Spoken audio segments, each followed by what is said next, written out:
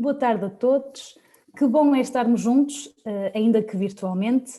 Quero começar por congratular o Hospital Trofa Saúde pela iniciativa que são estes webinars e agradecer o convite que me foi endereçado pelo Hospital Trofa Saúde Gaia para estar aqui presente e poder falar um pouco sobre a especialidade médica que é a oftalmologia na tarde de hoje, dedicada aos mais pequenos. Para quem não me conhece, o meu nome é Mónica Loureiro, eu sou oftalmologista com diferenciação na área pediátrica, no Hospital Trofa Saúde Gaia e também de São João da Madeira, e estendi o convite à doutora Sara Prestelo, que também se tem dedicado muito a esta área, encontra no Hospital Trofa Saúde Gaia e também na Maia, e antes de mais quero agradecer, Sara, por teres aceito estar aqui connosco. Muito obrigada, Mónica, pelo prazer em mim. Vou então compartilhar aqui a tela para que possam ver a apresentação. No fundo, o nosso webinar terá esta estrutura com essencialmente dois temas. O primeiro apresentado por mim, sobre quando levar os filhos ao médico oftalmologista, e o segundo, muito atual, sobre o impacto da tecnologia digital na saúde visual das crianças, que será apresentado pela doutora Sara. Haverá no final algum tempo para as questões, podem colocá-las através da ferramenta que é o bate-papo. No final tentarei fazer a melhor gestão de forma a dar resposta às vossas questões. Ora, antes de mais, para falar da oftalmologia pediátrica, é essencial que possam saber que, apesar do aparelho visual dos órgãos propriamente ditos estarem totalmente formados a quando o nascimento, a função visual, o ver, que resulta da interação entre os olhos, que captam a imagem, e o cérebro, que as interpreta e dá significado, se vai desenvolvendo gradualmente ao longo da infância. A visão, à semelhança de outras competências na criança, como aprender a andar ou aprender a falar, é também um processo de aprendizagem. Inicia-se ao nascimento, à medida que os olhos enviam os símbolos visuais, imagens, através da retina, do nervo óptico, até chegarem à parte mais posterior do cérebro, onde se situa o córtex visual, e este, durante um período crítico de desenvolvimento, geralmente até aos 7 anos, tem a capacidade de se modificar estrutural e funcionalmente em função da qualidade da imagem que recebe. Ou seja, para termos uma boa visão, cada olho tem que fornecer uma imagem nítida ao cérebro durante esse período crítico e o processamento cerebral vai fundir as imagens e originar uma visão, uma imagem final em profundidade. Pelo contrário, se um olho originar uma imagem desfocada, já vamos ver a seguir as causas possíveis para haver este defeito na captação da imagem, o cérebro vai negligenciando essa imagem proveniente do olho e privilegiando o olho que lhe dá a melhor imagem, podendo originar uma condição que é a ambliopia, que os papás conhecem muitas vezes por olho preguiçoso. Na ambliopia, a visão do olho é inferior ao normal, ainda que, quando olhemos para ele pareça saudável. Isto acontece porque durante o período de desenvolvimento, durante esta aprendizagem, há uma experiência visual anormal. Dizer-vos que este período crítico, que eu estou a insistir muito, é importante, porque esta condição, se não for detectada e tratada atempadamente, vai se tornar irreversível, ou seja, não vai ser passível de ser corrigida com óculos numa fase mais tardia. Ora, muito bem. As condições que podem condicionar, no fundo, esta aprendizagem, ou seja, as causas que podem conduzir à ambliopia são, em 99% dos casos, os erros refrativos não corrigidos e o estrabismo. Os erros refrativos são, que já ouviram falar com certeza, a miopia, a hipermetropia e o astigmatismo, mas, sobretudo, o que condiciona a ambliopia é a diferença de graduação entre os dois olhos, que é designada de anisometropia. Porque tendo um olho que envia uma imagem nítida e outro uma imagem menos nítida, o cérebro vai escolher a imagem de melhor qualidade e negligenciar o outro olho. E o estrabismo corresponde ao desalinhamento dos olhos. Acresce que a causa mais frequente de estrabismo são os erros refrativos. Por exemplo, a hipermetropia é o maior fator de risco para desenvolver estrabismos convergentes, aquele em que o olhinho vai para dentro e que geralmente se instala entre os 2 e os 5 anos. As outras formas, as formas de obstrução do eixo visual, seja por ptose, cataratas, leucomas, malformações, são muito mais raras e representam apenas 1% dos casos. E porquê que a ambliopia é tão importante? Porque ela representa a causa mais frequente de perda de visão de um dos olhos entre os 20 e os 70 anos de idade e é evitável. e porque vai colocar o doente amblíope em desvantagem em relação aos outros indivíduos. Porque para além de cursar com uma diminuição da acuidade visual, vai afetar a sensibilidade ao contraste, vai ocorrer uma perda da binocularidade, uma perda da capacidade de ver em 3 dimensões, vai cursar com uma menor velocidade de leitura, isto pode comprometer o sucesso escolar e até condicionar a liberdade de escolha de uma profissão no futuro, nomeadamente profissões que exigem uma visão tridimensional perfeita, como, por exemplo, ser piloto ou ser cirurgião. Para além disso, ao dependerem sobretudo de um só olho, aumenta o risco de cegueira. Se pensarem que o olho bom, em qualquer altura da vida, pode sofrer um acidente ou desenvolver uma doença. Então, sabendo da importância, é necessário diagnosticar para tratar precocemente. E para isso, é necessário uma avaliação oftalmológica realizada por um médico oftalmologista, de preferência treinado em observar crianças em idades precoces.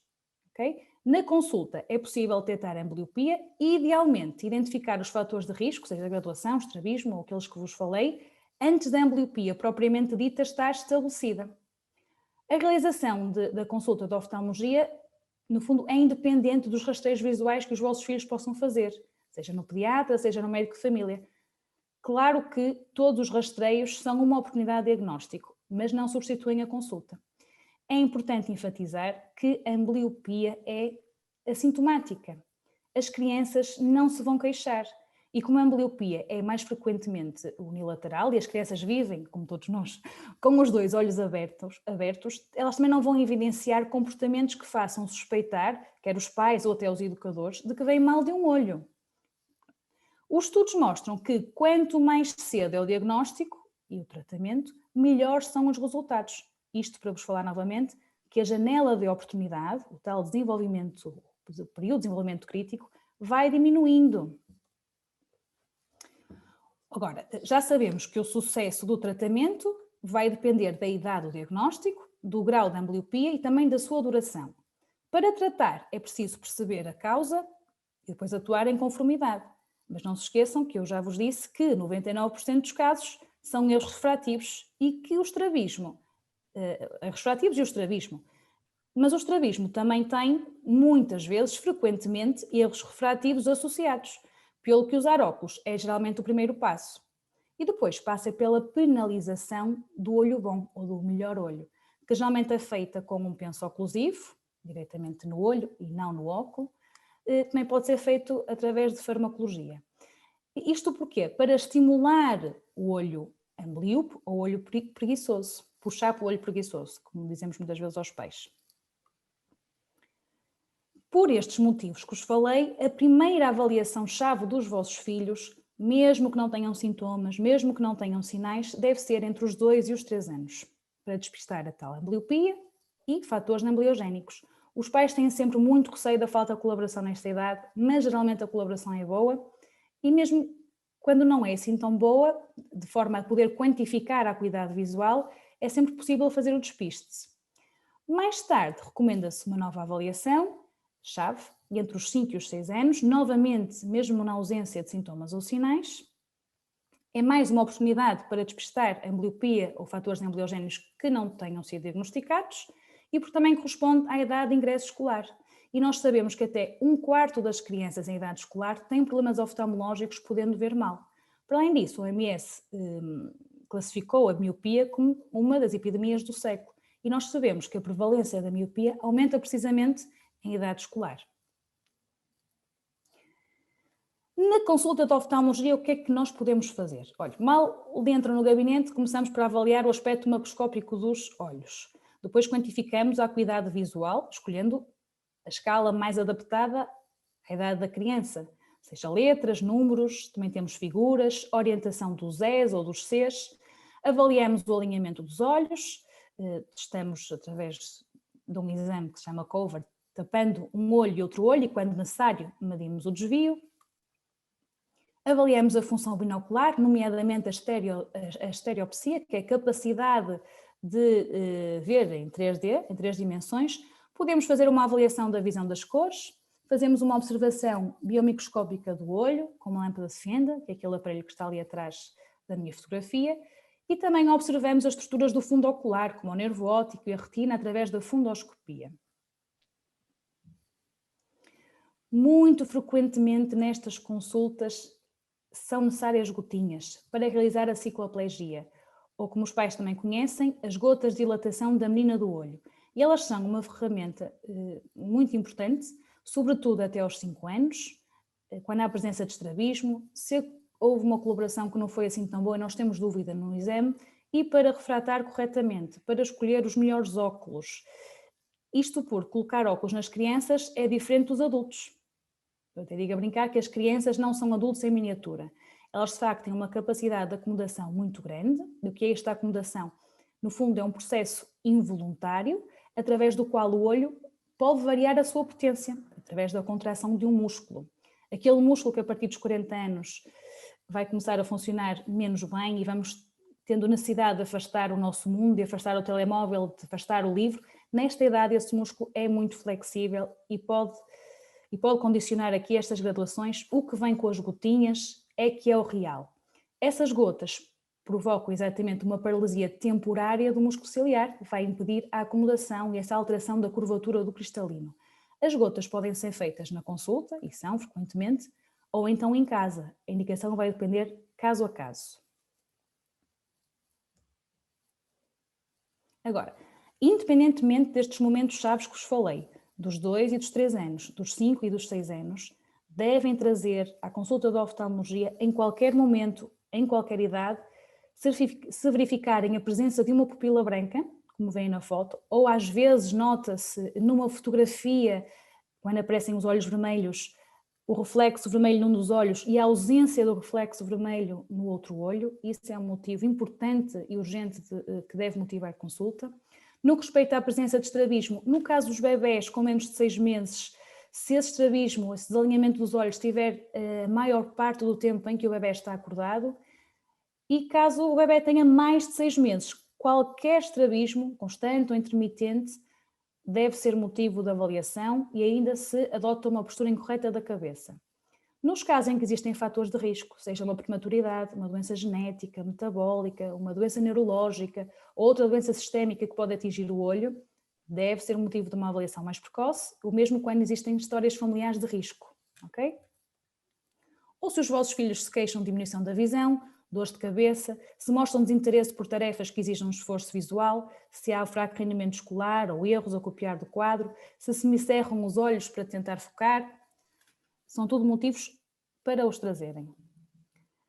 Bom, em jeito de resumo, lembrar que as crianças, mais uma vez, não são adultos em miniatura e que pelas suas especificidades, e não falo só na questão da colaboração, que também é diferente dos adultos, mas pelo próprio desenvolvimento visual, pela capacidade de acomodação, que muitas vezes é difícil para sabermos a graduação correta, e por esse motivo eles necessitam de uma avaliação mais diferenciada.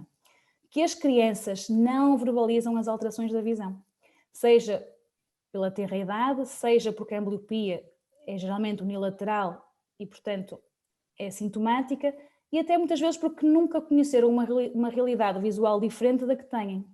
Que existe um período crítico para o desenvolvimento visual, geralmente até aos 7 anos, e, portanto, esta janela de oportunidade é também aquela em que nós conseguimos atuar melhor. Claro que com a colaboração dos pais e com a colaboração das crianças, a ambliopia ainda pode ter bons resultados com a oclusão até aos 10 anos, portanto nunca se desiste do olho, mas idealmente diagnosticar e tratar precocemente é essencial. E por isso é que existem estas idades chaves, dos 2, 3 anos e dos 5 e dos 6 anos, mas também, claro, sempre que se justificar. As avaliações periódicas permitem detectar e tratar precocemente as alterações. Dizer-vos também que garantirem um bom desenvolvimento visual do vosso filho faz com que eles possam ter um desenvolvimento global melhor e mais pleno. E até posso partilhar convosco algumas das coisas que os papás também partilham na consulta, algumas experiências reais, por exemplo, colocar uns óculos no menino e na consulta seguinte os papás dizerem-me que ele tinha um atraso da linguagem e que até começou a falar melhor. Porque realmente para aprender a falar, claro que é importante ouvir, mas também é importante ver, e nós agora até damos um bocadinho mais valor a isso, porque durante a pandemia sentimos todos que andamos a ouvir mal, e não é só pelo abafamento do som que as máscaras provocam, é também porque não conseguimos ver os lábios. Outro exemplo, por exemplo, colocar os óculos a uma criança e a educadora dizer que ela fica mais desinibida e mais participativa, portanto melhora a socialização. ver ajuda na capacidade, por exemplo, de andar em cima do murinho, na coordenação do olho-mão, o não ir encontrar as coisas, na própria capacidade de atenção. Um menino que vê mal não tem, ou tem mais dificuldade em ficar quieto, por exemplo, a fazer um desenho, ou ficar quieto a ver um filme até ao fim, porque isso requer um esforço, e como ele não vê, desinteressa-se. Isto porque a visão é uma coisa incrível, é o sentido que organiza e estrutura a informação que vem através dos outros sentidos. E era este que vos tinha, pronto, no fundo, para partilhar convosco hoje, espero que tenha sido útil. Vou aqui interromper a minha apresentação e dar aqui as boas-vindas à doutora Sara para que ela possa prosseguir com a sua apresentação. Muito obrigada, doutora Mónica, pelo convite. Eu vou falar, deixa-me ver se consigo aqui partilhar. Portanto, foi-me feito o convite para falar um pouquinho sobre o impacto da tecnologia digital na saúde visual das crianças. Hoje em dia, e agora com a pandemia, realmente, o uso de dispositivos eletrónicos cada vez mais tem tomado conta dos nossos dias, tanto dos adultos como das crianças. Isso tem repercussões e é sobre elas que eu falo um bocadinho hoje. Vou falar do Computer Vision Syndrome e de erros refrativos que se enquadram então neste tema. Computer Vision Syndrome é uma entidade que está bem estabelecida e para tentar perceber um bocadinho o porquê ou o conjunto de sintomas que pode estar aqui neste síndrome, eu vou convidar-vos a pensar um bocadinho como é que é a nossa postura, por exemplo, à frente de um computador ou outros aparelhos digitais, como um tablet, por exemplo, ou um smartphone. Portanto, nós estamos à frente de um computador, de um ecrã, nós estamos a ter atividades de atenção, seja leituras, seja olhar para imagens. Portanto, o nosso pestanejo, a frequência de pestanejo, vai diminuindo porque estamos atentos. E essa diminuição da frequência de pestanejo vai levar a que haja uma maior evaporação da lágrima. E, por isso, sintomas de olho seco. De forma, portanto, para complementar aqui esta associação, temos que os ecrãs digitais têm luzes artificiais que também vão acabar por agravar um bocadinho mais a evaporação da lágrima e contribuir, então, para o sintoma de olho seco. Acho que é importante definir aqui alguns conceitos e para as pessoas conseguirem perceber os sintomas. Todos nós temos na superfície do olho um tapetinho de lágrima que protege a superfície do olho. Portanto, ela acaba por ser, é o filme lacrimal, que é este aqui representado, e que é uma barreira física ao ar, tudo que anda no ar e que pode potencialmente irritar o olho ou inflamar. Por outro lado, as propriedades da lágrima protegem o olho de infecção, de inflamação e, além disso, e não menos importante, regulariza, ele supostamente deverá ter uma espessura e ser homogéneo na superfície ocular e permite regularizar a superfície e isso é fundamental para uma visão mais nítida. Não é ao acaso que quando por vezes estamos a ver mais chocado, pestanejamos ou esfregamos os olhos e parece que conseguimos ver de forma mais nítida. Simplesmente o que estamos a fazer é produzir mais lágrima e regularizar então a superfície ocular. Portanto, quando nós temos um olho seco, que já vimos que realmente aqui com os dispositivos eletrónicos a longo prazo, durante o dia, pode acontecer que este tapetinho de lágrima fique mais fininho porque evapore, seja pela diminuição da frequência de pestanejo, seja pelas luzes artificiais. Temos um tapetinho mais fininho, mais instável, e que quebra muitas vezes. Isso vai se traduzir então nos sintomas de olho seco, que agora não é difícil de perceber. Portanto, ardor, olho vermelho, olho mais inflamado, não está tão bem protegido, a sensação de peso nos olhos, cansaço visual, lacrimejo. Muitas vezes as pessoas referem, mas o meu olho não é seco porque eu lacrimejo muito. Não tem a ver com isso. Um olho seco para nós é um olho que não tem um tapete, um filme lacrimal estável e que permita proteger a superfície ocular, como eu expliquei. Portanto, depois aí a atitude realmente de pestanejar frequentemente, os pais agora recentemente têm vindo muito com esta queixa à consulta, depois do confinamento, verifica-se mais, que é os filhos pestanejam muito. Isto está relacionado com o facto de lá estar de uma forma inconsciente ou por desconforto, porque se temos um tapete, um filme lacrimal mais fininho, depois também temos a ação de não esquecer que a pálpebra depois vai pestanejar e vai exercer ali uma pressão mecânica na superfície do olho e pode criar microferidinhas, algumas erosões e que se traduzem em sensação de corpo estranho, desconforto. ideia pestanejo ou às vezes coçar do olho. Por outro lado, o trabalho de perto, portanto, quando nós estamos com dispositivos eletrónicos, estamos a exercer essencialmente funções de perto. Isto vai levar a um aumento da acomodação, que até já foi abordado aqui pela doutora Mónica, que no fundo o que é? É um processo que nós temos, que ocorre de uma forma inconsciente, praticamente imediata, que é um músculo que temos dentro do olho. Eu não sei se conseguem ver o meu professor aqui mexer na apresentação, sim, mas pronto. Este músculozinho é um músculo circular e que ele contrai e permite focar assim a imagem do perto. Portanto, ele permite focar a imagem de perto. Quando nós passamos o tempo inteiro, várias horas, a fazer funções de perto, este músculo está ali em sobrecarga, não é suposto, este músculo está a trabalhar o dia inteiro, não foi para isso que ele foi pensado quando o homem veio à Terra, e portanto traduz em sintomas. É a mesma coisa que eu estar o dia inteiro a pegar numa coisinha pequenina com o meu braço, consigo perfeitamente, não há problema nenhum, mas no fim de umas horas não consigo mais. Não é suposto ele não conseguir relaxar.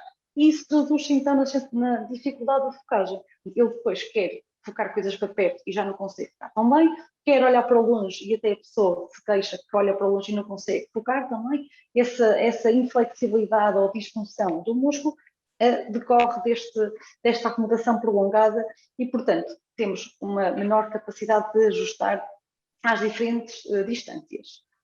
E são estes os sintomas da estenopia, no fundo, decorrem aqui desta dificuldade de focagem, uma visão desfocada, cansaço, sensação de peso nos olhos, visão dupla, dores de cabeça, tudo associado a um aumento da acomodação. Portanto, resumindo, Computer Vision Syndrome é uma entidade que está muito bem estabelecida, não só para os computadores, mas tudo que é dispositivos eletrónicos, trabalho de perto, olho seco, astronopia, tudo isto está muito bem descrito e é uma causa muito frequente de vinda à consulta. Erros refrativos em relação ao trabalho de perto.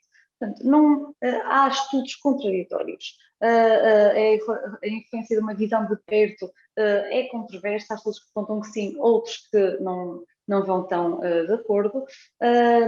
Causa ou consequência, ou seja, crianças que são miúpes, que não veem bem ao longe, se calhar interessam-se mais para o perto, ou será que o estar a ver ou ter atividades muito de perto é que influenciam, por exemplo, a produção da miopia? Isso são questões ainda por esclarecer. Recentemente, e trago aqui porque acho que é interessante, agora com o confinamento, têm surgido vários estudos no sentido de tentar perceber se realmente o trabalho para perto tem influência na progressão da miopia. A miopia é realmente um problema de saúde pública. Prevê-se que em 2050 cerca de 40% das pessoas serão miúpes, 10% com alta miopia. Portanto, não é de negligenciar estes números. Habitualmente, no nível pré-escolar, tem uma baixa incidência, a prevalência vai aumentando, ou seja, vai aparecendo aos 6, 7 anos e tende a progredir e estabilizar por volta dos 15, 16 anos. Há vários fatores que podem contribuir para um risco de miopia, a visão de perto aqui interrogada, história familiar genética tem um componente importante.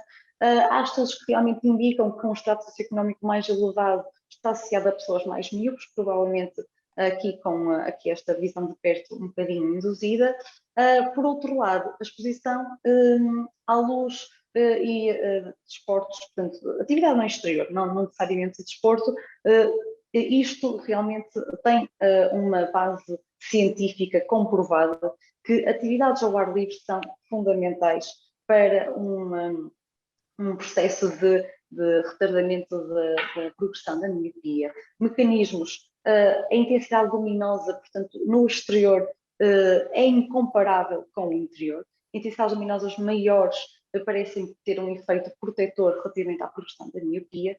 O espectro cromático também pela ampla gama de cores que nós temos no exterior versus no interior. O desporto o desporto não está comprovado e aqui há algumas neurotransmissores que poderão ter aqui um papel também importante. Mas atividades ao ar livre, a exposição à luz natural, está comprovado que realmente tem um efeito protetor. Quando se passa mais tempo no exterior, realmente estes estudos que é que indiciam? Que atrasa o início da miopia, portanto, começam em idades mais tardias e também que diminui o risco de progressão rápida, mais de metade dos casos. Basta 2, 3 horas por dia fora do horário escolar e medidas de proteção contra os raios UV, como sendo os óculos de sol, os chapéus, não parecem reduzir este efeito protetor. Só a título de curiosidade, que achei interessante, um estudo feito nesta época Covid de confinamento e que vem-nos mostrar um bocadinho os resultados de trabalhos de perto de um indoor situation que temos agora nos últimos meses / anos já, que faz um estudo, é um estudo que já está a ser desenvolvido desde 2015 e que apanhou agora a pandemia e continuaram, e vai continuar, mas eles já reportam os resultados que obtiveram. Inclui mais de 100 mil crianças, entre os 6 e os 13 anos, e este estudo o que faz basicamente é ver a evolução da miopia, do erro refrativo, em cada grupo de idade escolar. E a prevalência. E realmente verificou-se que nas idades dos 6 aos 8 anos, nestas idades mais baixas, que realmente em 2020 assistiu-se a um aumento bastante importante, com significado estatístico, para o aumento da miopia, versus idades um bocadinho mais para a frente, dos 9 aos 13 anos. Isto parece que nesta fase inicial, entre os 6 e 8 anos, realmente os fatores externos podem ter aqui um papel importante para tentar modelar esta tendência da progressão da miopia. E pronto, foi exatamente isso que eu acabei de referir, que houve aqui um shift miópico substancial nestas idades dos 6 aos 8 anos e que vem mais uma vez mostrar que atividades em interior e eventualmente atividades de papéis realmente podem ser aqui uma influência importante na progressão da miopia.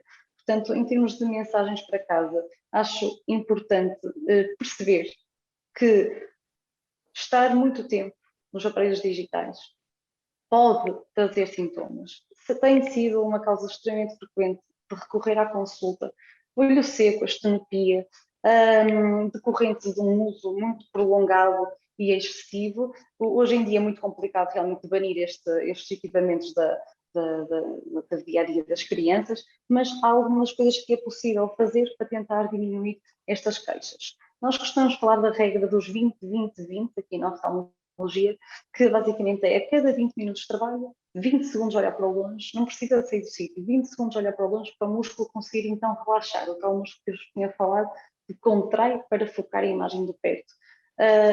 É importante para o músculo ter saúde, ser um músculo saudável e não entra em fadiga. Depois diminuir o glare, o brilho dos ecrãs. Depois outros fatores que também aumentam potencialmente o olho seco, nomeadamente o ar-condicionado, aquecedores, também podem sempre ter em consideração, porque pode ser mais um fator de agravamento dos sintomas.